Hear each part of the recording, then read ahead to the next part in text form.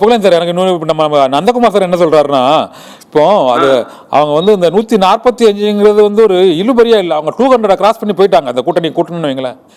இவங்களுக்கு பிஜேபிக்கு தேவை ஒரு 10-15 சீட்டு தான் தேவை, 12 சீட்டு தான் தேவைப்படுது. இந்த சூழ்நிலையில் ஏக்நாத் சிண்டே வந்து டிமாண்ட் பண்ணுற அளவுக்கு அவரும் போக மாட்டார், இவங்களும் அவருக்கு விட்டு கொடுக்க மாட்டாங்க. பட்னாவிஸ் தான் சிஎம், ஒரு ஏக்நாத் சிண்டே காட்சிகள் வந்து மாறும். கடந்த முறை இருந்தது போல முதலமைச்சராக இருந்த பட்னாவிஸ் அப்படி 101 சட்டமன்ற உறுப்பினர்களை வச்சுக்கிட்டு வெறும் 40 வச்சு இருந்த ஏக்நாத் சிண்டேக்கு விட்டு கொடுத்தாங்களோ, இப்போ வந்து நீங்கள் விட்டு கொடுத்தா ஒன்றும் அவளை கன்வின்ஸ் பண்ணிடுவாங்க, இதில் ஒன்றும் பெரிய பிரச்சனை வராதுன்னு நம்ம நந்தகுமார் சார் சொல்கிறாரு. ஆனாலும் அவங்க இந்த முதலமைச்சர் நீங்கள் சொல்கிற மாதிரி சிஎம் பதவிங்கிறது வந்து ஒரு பெரிய ஒரு போதை, ஒரு அதிகாரம், அரசியல் அதிகாரத்தில் உள்ளது, அதுக்கு ஒத்து வருவாரா அப்படிங்கிறதா இப்போ கேள்வியாக இருக்குது. இப்போ ஒரு சின்ன விஷயம் சொல்லிருக்கலாமா சார்? இந்த பேட்டியில ஓப்பனா சொல்லிருக்கலாமே. நான் வந்து முதலமைச்சர் ரேஸ்ல இல்ல போயிட்டு இருக்கீங்க. உதாரணத்துக்கு ஜார்க்கண்ட் முக்தி மோர்ச்சா எடுங்க, அங்க எடுத்தீங்கன்னா அவர் சிறைக்கு போனாரு.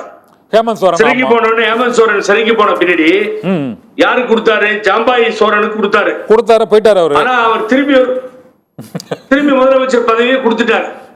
அப்புறம் தான் அவர் பிஜேபிக்கு ஜம்ப் ஆகுறாரு. ஆனா இங்க வந்து அதே மாதிரி ஏக்நாத் ஷிண்டே கொடுக்க மாட்டார். ஏன் சொல்றேன், அடிச்சு சொல்றேன்னா அவருடைய நிலவரம் அவருக்கு தெரியும்.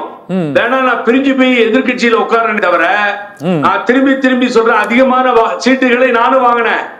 நீங்க மெஜாரிட்டி ஃபுல் தம்பி மெஜாரிட்டியில நீங்களும் வந்துட்டீங்க, கொஞ்சம் தான் டிஃபரன்ஸ். ஆனா என்ன ஏன் கழட்டி விடுறீங்க? காரணம் என்ன? நான் செஞ்ச ஆட்சியால தான், அந்த அதிகாரம் மக்களுக்கு செய்த சேவையால தான் இன்னைக்கு ஸ்டாண்ட் பண்ண முடிஞ்சது. ஒரு மாபெரும் தலைவர் சரத்பவாரை வீழ்த்த முடிஞ்சது, தாக்கரே வீழ்த்த முடிஞ்சது, இதெல்லாம் பண்ண முடிஞ்சது.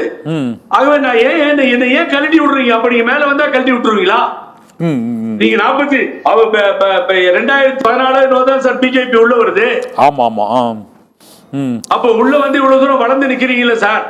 ஆமா. அப்ப எங்களால தான் இதெல்லாம் நடந்துச்சு.